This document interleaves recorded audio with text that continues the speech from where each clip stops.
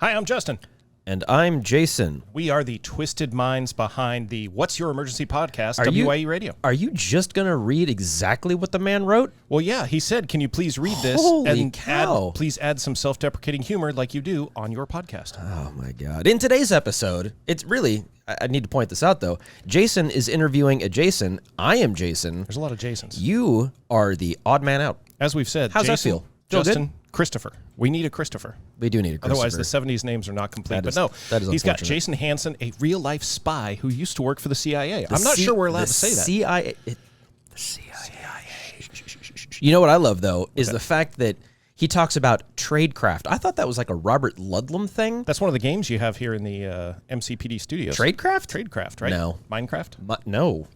I am not a 7-year-old boy. I don't understand. Whatever. Well, he's going to bring him on, he being Jason, bringing the other Jason, the CIA guy, on to talk about his tradecraft and how that training helps keep his kids safe. That's great, and that's right up, safest family on the block. It's perfect. Absolutely. Yep. Well, we want to thank Jason for allowing us to come on to his platform and talking about our stupid platform, which you can find at wyeradio.com. About to kick off season 3, actually. Yeah. And it's just a cop and a fireman solving all the world's problems. What more could you ask for? All at the same time. Yep, and we've both been guests on Safest Family on the Block. Or family. Mm-hmm. Yeah. Yeah. We almost got it in one take. No. Oh, well. No, never. Why start now? Why start now? And now on with the show. Jason, take it away with Jason signing off. Jason. Thanks, Jason. And Justin, whatever. Hello again, everybody. Welcome to Safest Family on the Block, where knowledge is power. I'm your host, Jason, and with us today is Jason. Hello, Jason. Hey, how you doing? Doing okay. How about your own self? I'm doing fantastic. Great. Now, this particular Jason is Jason Hanson, who has served in law enforcement and is a CIA agent working at home and abroad to keep people safe. Since his retirement from the CIA, he has taught thousands of people vital safety skills via his company Spy, Evasion, and Escape. He's the author of multiple courses and books, including Alone and Unafraid, and the New York Times bestseller, Spy Secrets That Can Save Your Life. Alert viewers will recognize this from one of our book review episodes. Now, despite having the kind of resume that would justify ignoring our little podcast completely, Jason has been kind enough to come on today to talk about spotting, avoiding, defusing, and surviving criminal threats. So welcome, Jason, and thank you for being a part of the show. Hey, absolutely. My pleasure. Now, there's something that I noticed in your bio when I was putting this together, that you left the CIA because, as you put it, spying is a single man's game. And yeah, that's 100% correct. Mm-hmm. So I was very blessed to have amazing mentors at the agency. So, I had guys that were 20, 30 years older than me or whatever. And many of them were divorced, or they hated their wives and kids. They had horrible relationships. And so I kind of saw the writing on, and I didn't have kids at the time. I wasn't married at the time, but I did want to. So agency was a great place to work. I enjoyed every bit there, but I did want to have a wife and kids one day. And, when I left, I did end up getting married, and I now have 5 kids. Okay. And I imagine that the security concerns for you now as a parent are very different from the security concerns you had as an adult operating alone or with a small team, even though the threats to you in that professional role were probably much more immediate and much more dangerous than the kind of threats you face as a parent. Yeah, absolutely. I mean, you always got to be thinking, no matter what you're doing, no matter if you're law enforcement, CIA, or you're a parent with 5 kids. So these days, some of the thoughts I have to think about is, I've got a car full of kids.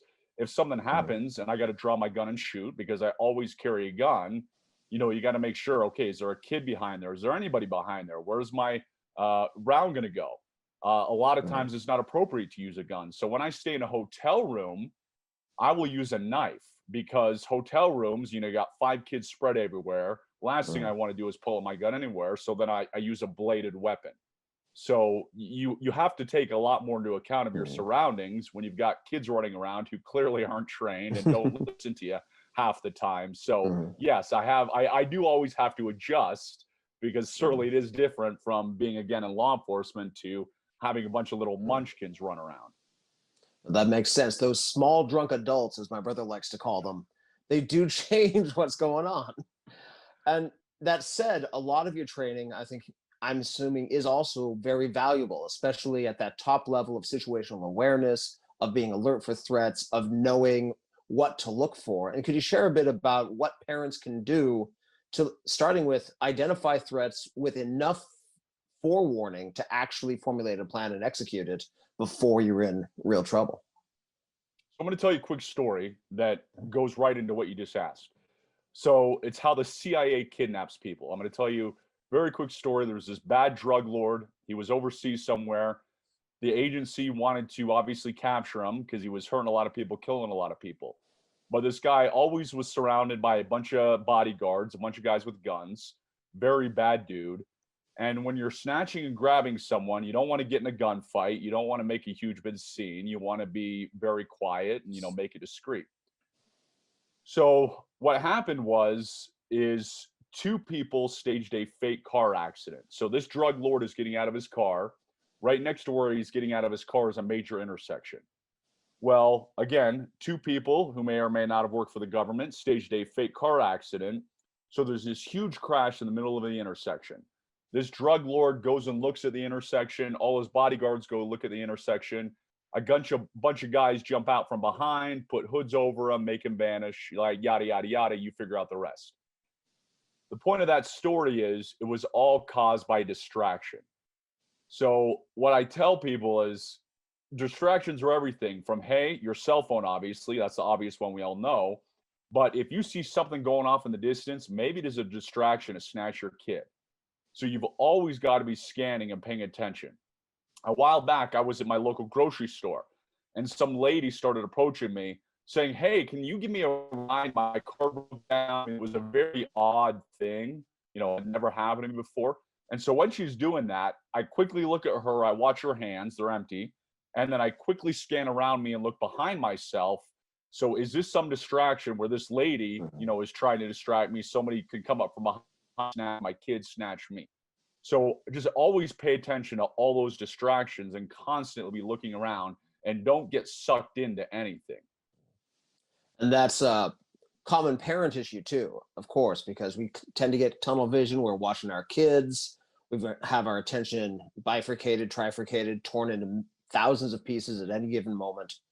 And we have that likelihood to stay in a straight line, get the blinders on. But I'm hearing you say that, especially if we see something that might be interesting or a threat over there, part of paying attention is looking to the left and right and making sure that there aren't nearer threats. Yeah.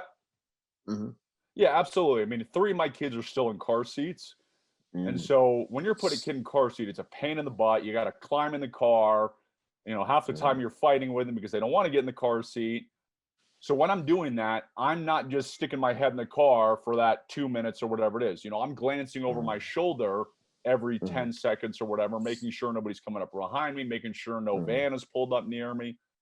So it's nothing that takes a lot of effort. All I literally have to do is take 2 seconds to glance over my shoulder and then continue what I'm doing, putting, them back in the car seat. So small and simple things like that.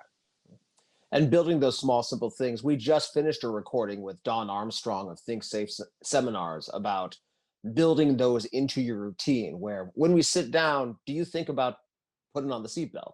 Now, your left hand kind of does it as you're getting everything else around. If we do that enough times, just make it part of our muscle memory to look around as we're putting our kids in the seats, then that creates that sense of that awareness that you developed because you were in much higher risk areas and are now second nature to you. But, a parent who went to a liberal arts college in the middle of Idaho probably didn't, but we can still build those. Well, I think you hit the nail on the head. Muscle memory is the key to everything.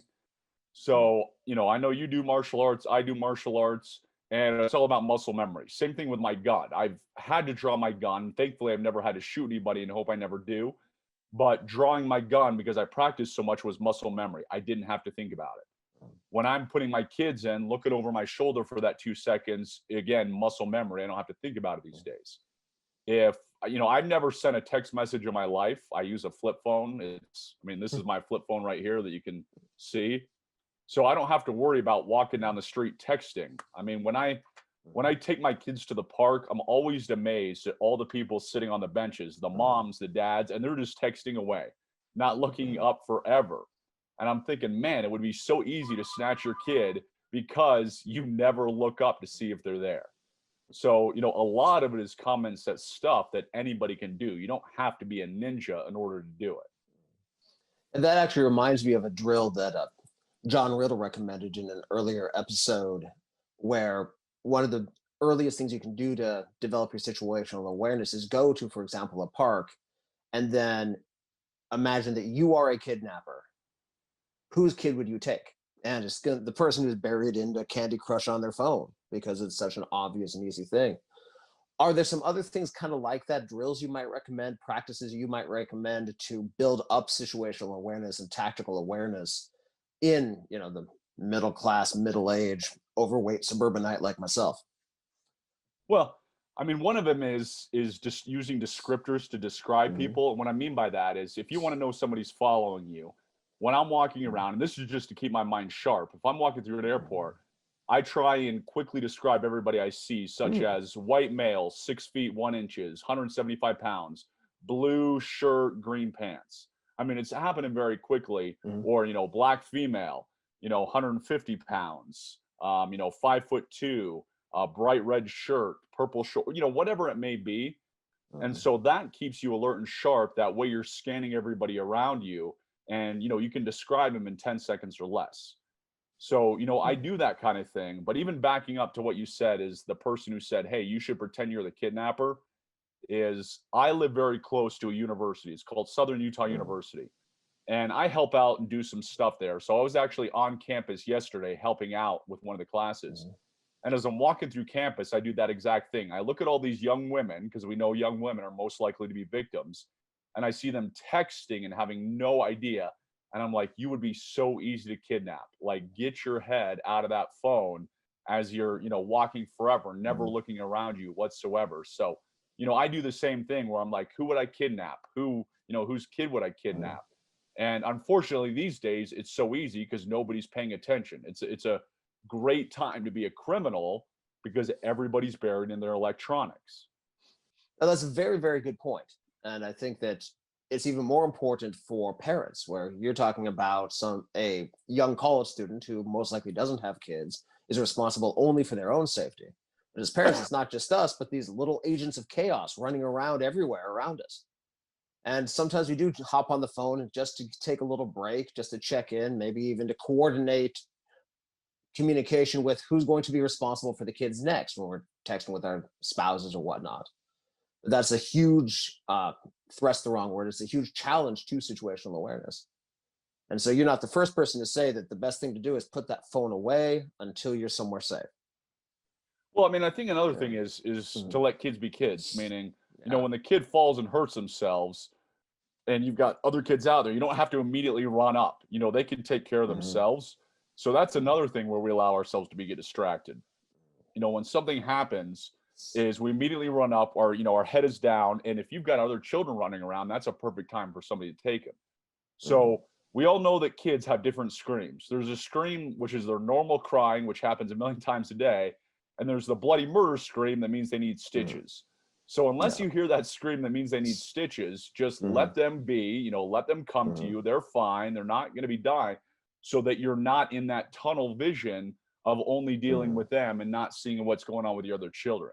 So a lot of it is just constantly reminding yourself not to get sucked into anything specific and to always have a good scanning ability, because you're going to pick up on things. You're going to see things that other parents are not going to see, obviously. So avoiding that tunnel vision that we all get, especially if our child seems hurt.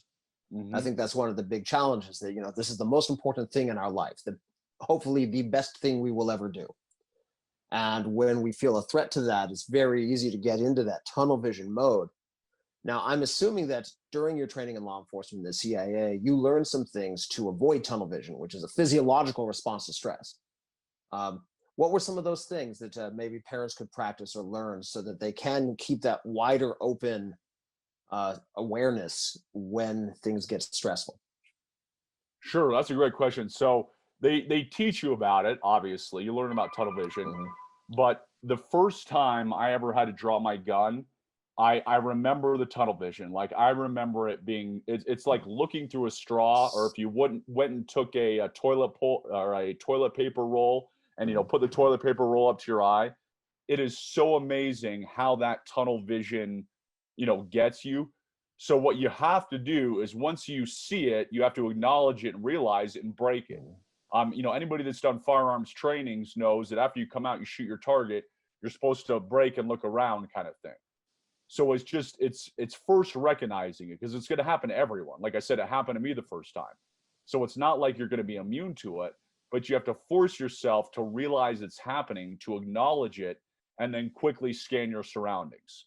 So it can be as simple as I'm doing now, literally left, right, maybe look over your shoulder quick, you know, less than 5 seconds. Because so I guess the biggest thing is you just have to realize it's going to happen and then force yourself to deal with it. And recognizing it, knowing that it's coming, and being able to say, oh, this is tunnel vision. Right. Because like almost any habit, even if it's something as simple as the way we communicate with our wife that always ends up in a fight, being able to see it and spot it and knock it off before you end up in the fight. It seems like the same kind of thing. Yeah, I mean, and that's all it is we've got to acknowledge we're all going to do different things. I mean, we're human beings, so we all have physiological reactions that are the same. We're all going to get television. You know, our heartbeat's going to pound up when we get nervous. I mean, it doesn't matter who you are. It happens.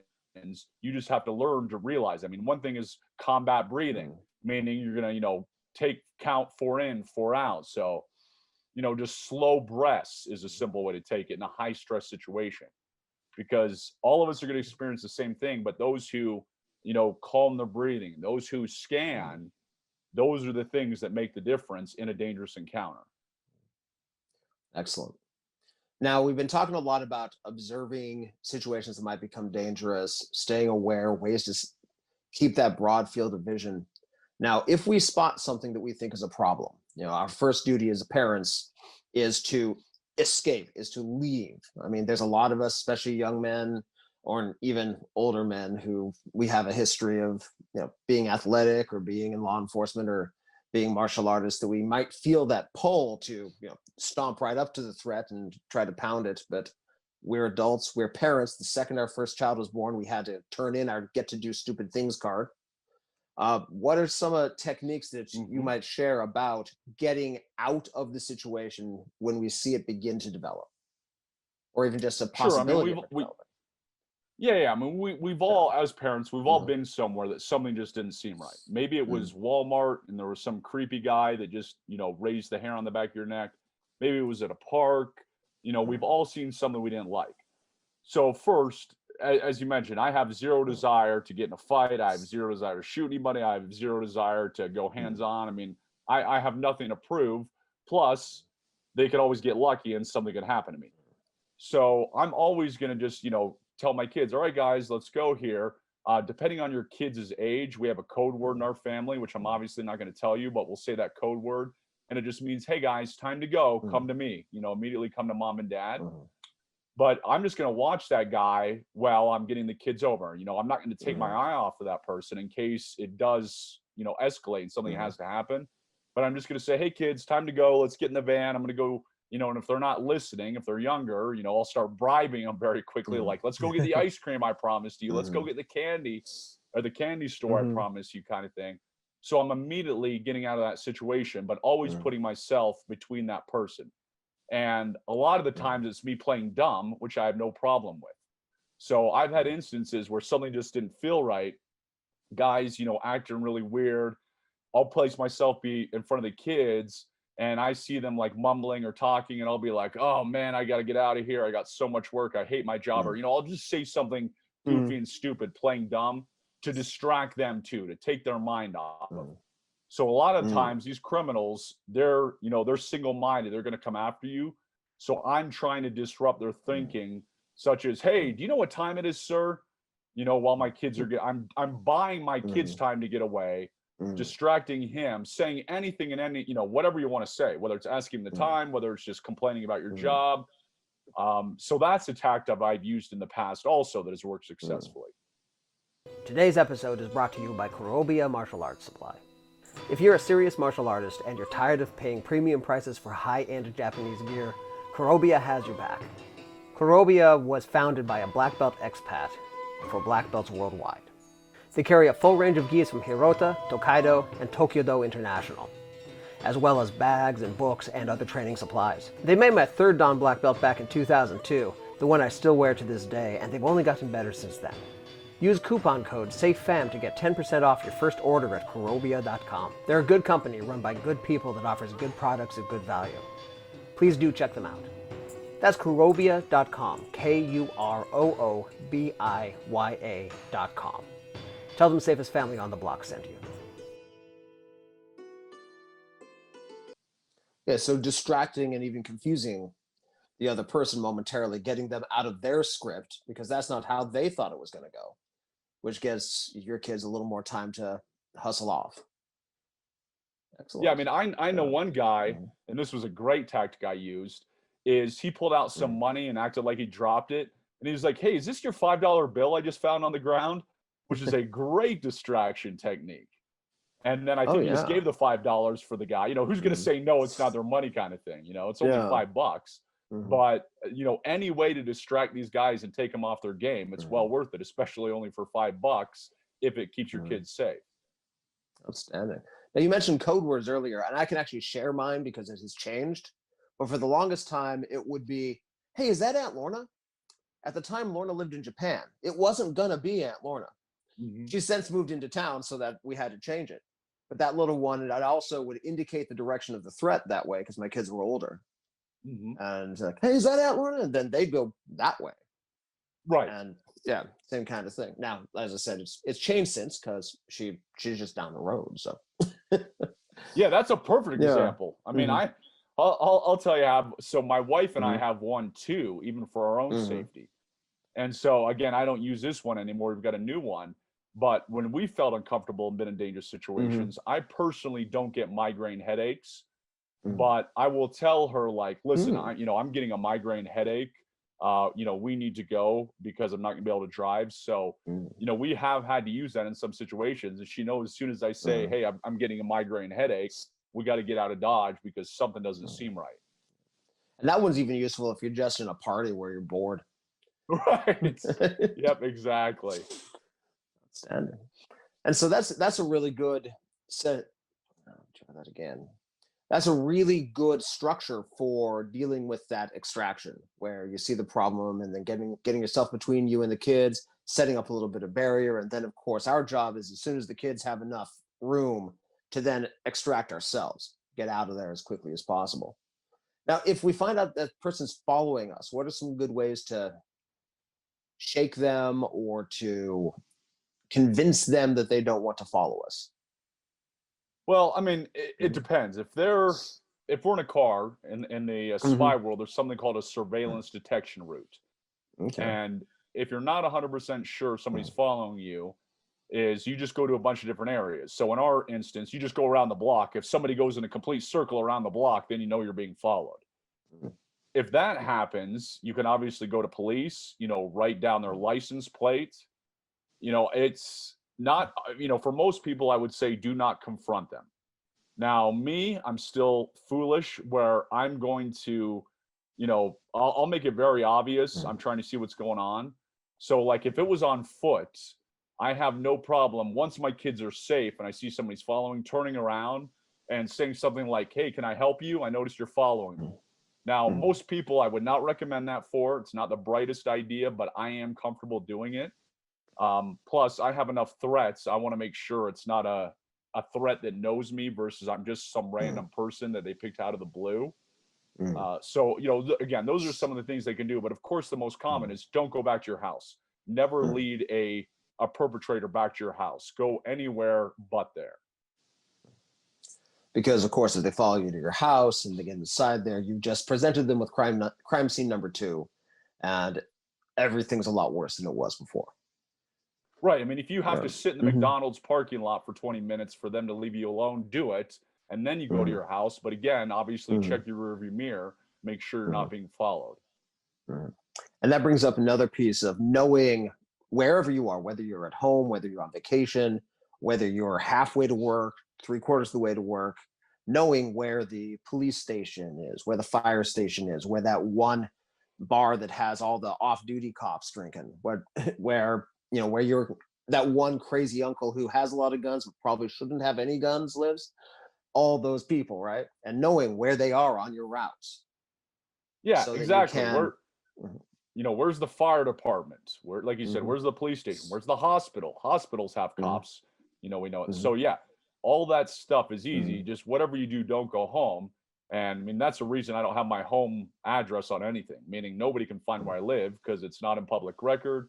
It's not on my license. I don't know my home in my own name. So, I'm uber careful because of what I used to do to make sure that, my name is on nothing in relation to my home. And then it would be so silly if you thought you were being followed to just hop in your car and drive right there. Right, exactly. Because we've heard those stories of a guy follows you home, he blocks you in, and then he assaults you, or he drags you in your house, and bad things happen. Yeah, and that's exactly what we're trying to avoid. Although there are other risks to our families that are much more common than violent crime. When it happens, it's worst case scenario. Yeah, I mean, there's the overall thing is just being prepared. I mean, like you said, things that are going to happen. It's more likely you're going to have a house fire, so make sure you have your bug out bag so you can evacuate your house in a few minutes and still have food and water and clothes. So it's just it's planning for everything, as you mentioned, not just some like violent attack. And then that awareness we talked about earlier, and even here, where how do we avoid having someone follow us home? We're aware of who's behind us. We're aware of the cars around us. That also just all of it feeds into all those kinds of safety, whether we're talking about criminal attack, whether we're talking about a fire hazard, whether we're talking about our cholesterol level giving us a heart attack 20 years too early. It all boils down to that awareness. Yeah, and I mean, I'll give you as you were saying that, something just jumped in my mind. So I'm having some work done in my backyard. So, I've got a handyman coming over, doing a bunch of stuff. And my daughter, my 4-year-old daughter, was out in the backyard, and she immediately ran in and said, "Hey, there's a man in our backyard." Now, I knew the handyman was coming over. I was 99% sure it was him. So I just walked out on our deck, and sure enough, it was him. And I just said, he should have knocked on the door, obviously, to let me know he was there, but he didn't. Not a huge deal. But that's the, obviously I train my kids on stranger danger, as much as it's age appropriate. So even stuff like that, if there's some stranger in your backyard, you want your kids immediately to run in and say, "Hey, this is what's going on." And my 4-year-old did exactly what I taught her. Outstanding. That's what we hope for. And training our kids, one of the things I think a lot of parents mistake a lot of parents make is they don't want to talk to their kids about danger because they're afraid it will frighten them, because they're afraid that they'll accidentally shorten their childhood, make them aware of scary things. And that's, in my opinion, that's a huge mistake.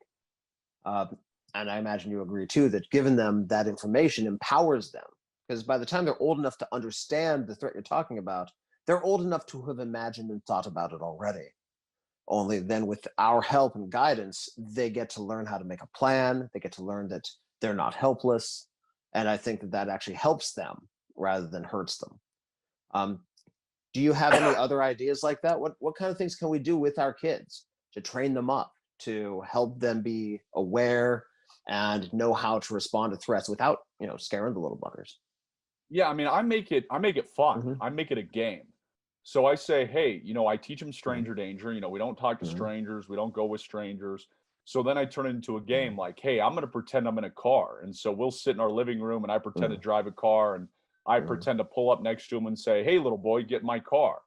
And then they get to, it's role playing, but they think it's fun. It's a way to teach it without making it scary or intimidating.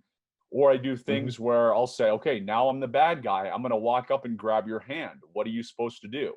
And they know to kick and scream and, how to escape the hand grab and all that kind of stuff. So I think if you can turn it into some type of game where you're letting them do role playing and not making it scary. So, that's the thing I see parents screw up on, is they're like, somebody could rape you and take you in a, in the woods and do bad. It's like, obviously don't say that to a little kid. just say, hey, they're bad guys, so we're going to create this fun game so you know what to do if a bad guy tries to, grab you when you get off the school bus or whatever it might be. And then also the neuroscience is finding out that anything you learn in the context of a game, you memorize faster, you retain longer, and you can use under greater degrees of stress. It's amazing how powerful that is. So, yep, absolutely. Excellent. Now, we talked about being aware. We've talked about what to do if we see somebody and maybe be followed back. Now, you produce a number of videos about what we could do if we can't get away, if the person escalates that from a looming threat to an actual physical altercation. Could you address that a bit? Tell us about the kind of resources you have available for that self-defense when things actually happen. Yeah, I mean, I'll tell you is, again, I know you do martial arts. I train a ton of martial artists, but the average person I work with is not a martial artist. They're never going to go to the dojo. They're never going to take classes every Tuesday and Thursday. And so you've got to keep it uber simple. And, what I always tell people is, hey, if I've got 10 minutes to train you and I don't have a long time or you don't have time to watch a 60-minute video, is go for the throat and go for the eyes. So, the head is where all the important stuff is. So take out the eyes, the head, take out the throat. And it doesn't matter if he's a 350 pound, 6'7" guy. Everybody's vulnerable in their throat. So if you stun somebody, that gives you time to run away. That gives you time to get your kids to safety. So if you don't know 97 different ninja moves, that's fine. Most people don't, but you can remember to, punch somebody in the throat and try and poke them in the eye or grab their eyes. And that's going to give you the time you need to escape. And truthfully, most of the people who've trained a long time in martial arts have the same attitude towards actual self-defense. It's those basics. For me, it's often the wrestling because that was high school, middle school, 8 years. That's where my muscle memory is. The other martial arts, as much as I love it and as much as it's empowered my life, really, that's my self-defense against heart disease. It's that regular cardio workout I get because that's my preferred form of group fitness. Where with the self-defense stuff I use, even though, I've been doing this for 38 years now, is, hit the throat, hit the eyes, drop a bunch of elbows until I'm the only thing holding them up. It's very, very simple, as you say. Yeah, I mean, I'll give you a quick story. Is there was a young woman who was at a nightclub, and she was in New York City. She left this club. She had been drinking heavily, so she was drunk. And as she's walking on the streets of New York City, some guy pinned her against the wall and was going to rape her. And she punched him in the throat. He fell to the ground, started gasping for air, and she was able to run away to safety. Now, this young woman didn't practice anything, meaning she wasn't in martial arts, but she remembered. So I think it was Bruce Lee who said something like, I fear not the man who knows 10,000 kicks, but he was practiced one kick 10,000 times or something like that. So pick 1, 2, or 3 things that you really like and just, memorize them and practice them a few minutes a day or whenever. So keep it very, very simple. And also remembering that our goal in that situation is escape. Yes. It's not to punish the bad guy. It's not to win the fight.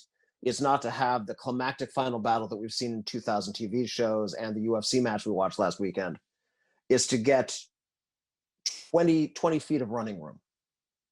Right. All I'm trying to do is create that little window of opportunity to get away from safety. Like you said, I'm not trying to dominate this guy, stand on top of him, and raise my fists in the air like some champion of the world. I want to do what the young woman did. When she punched him in the throat, he fell to the ground, she ran away. That's what I'm looking to do, is escape as quickly and safely as possible.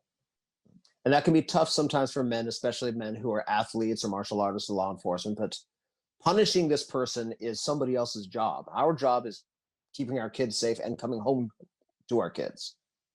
Yes, exactly. Yeah. I mean, and as we get older and wiser, we swallow our egos more, and that's all it is. Like, when I'm driving and, maybe every once in a while somebody cuts me off or they think I cut them off and they honk at you. Of course, the natural man in us wants to yell and scream or flip the bird, but it's just not worth it because you're going to escalate the scenario. You may be dealing with an absolute crazy person. So just swallow your pride and let it go. Yeah. And that is actually one of the advantages. I think another advantage of extensive martial arts training, expensive combatives training of one sort or another, whether you're going for traditional esoteric martial arts or something like the MCAP martial arts kind of thing, or shooting or what have you, as you grow in that, you don't get into fights because you don't walk away from a situation like that thinking, oh man, I'm such a sissy. You walk away feeling merciful. You're just like, some guy honks at you, gives you the bird, asks you if you want to pull over. You're thinking, dude, you have no idea. I'm just right. And that's another of those benefits. It's not, the 14 different gun disarms and the 5-finger death strike stuff, but it's a very valuable part of training, whatever kind of training and practice you want to give for your safety and for your family's safety. I remember there was a while back, I was at a gas station and a guy mistook me for somebody else. He thought I was a friend of his in his car, and he started flipping me the bird. And so he was approaching my car. I didn't want to get trapped in my car, so I immediately jump out. And then he realized it wasn't his friend because we clearly drove a similar car. And he was like, "Oh, I'm so sorry, man. I'm so sorry. I apologize." And I said, "Hey, don't worry about it." Now, I was thinking to myself, like, this kid is lucky I'm some level-headed person and not some gang member who is just flipping the bird off. Because, you flip off the wrong person these days and you will get shot. So, that's a reason not to escalate anything and just, again, swallow your pride and let it go. To walk away when we see a threat, to leave this area. If the threat chases us, to find a way to get rid of them in one way or another, but not to engage, not to contact them if we can, and just avoid danger, because it's not our job. Our job is these small agents of chaos running all over the place that we want to see and hug every day. Correct. Yeah. I mean, we're only going to go hands-on. We're only going to use our gun as an absolute last resort. If push comes to shove, we can't escape. They're about to, seriously harm or try and kill us. Then obviously you have to do what you have to do, but that's an absolute worst case scenario. Absolutely. So I want to thank you very much for coming on today. But before we go, this is not your first rodeo. You've written books, you've made videos, you've done interviews, you've done talks. In all that time, is there a topic or a question that you wish people asked you about more, that you had more opportunities to wax eloquent about? That is a wonderful question. You're going to stump me here, actually. I think the biggest questions is you hit on it, is people always want to know why I left the CIA. And they're always looking for some scandalous thing like, oh, tell me, did, this crazy thing happen? I'm like, no, it's a great place to work. I love it. It's just tough to have a family. So that's kind of thing I like to expand on is, not everybody wants kids and not everybody wants to get married. Well, then, go join an organization like that and have a ball. But, we know family is the most important thing in the world. And if you want that lifestyle is pretty tough. That makes sense. And I do appreciate you taking and applying that information that you gained there to family safety and helping our viewers get a kind of a view of some of that information so that they can apply it at home. Absolutely. I mean, it doesn't matter. Again, it doesn't matter if you're James Bond or you're you and me now who are living in suburbia. Is all the situational tactics, all the escaping tactics, they're all the same. Excellent. Well, Jason, thank you again for coming on today. I'll put some links for everybody in the show notes for where you can find out more about Jason and spy evasion and escape and the different things that he offers. He has a wealth of classes. He's got a just voluminous blog of information as well. So I'll make sure that there's some notes down below for everybody. And thank you, Jason, for being here. And thank you, everyone, for watching. Thank you. Thank you for watching today. I hope you found something useful or maybe even inspiring. If you liked what you saw, please take a few minutes to subscribe, like, and comment. Those little things add up to big help for the channel. If you loved it, consider checking out our Facebook page for more family safety news and information. And think about supporting us on Patreon, where you'll get early access, monthly training resources, blooper footage, and other exclusive benefits. You'll find links to both in the show notes. Most of all, thank you for being part of the safest family on the block team. Stay safe, everybody. See you next time.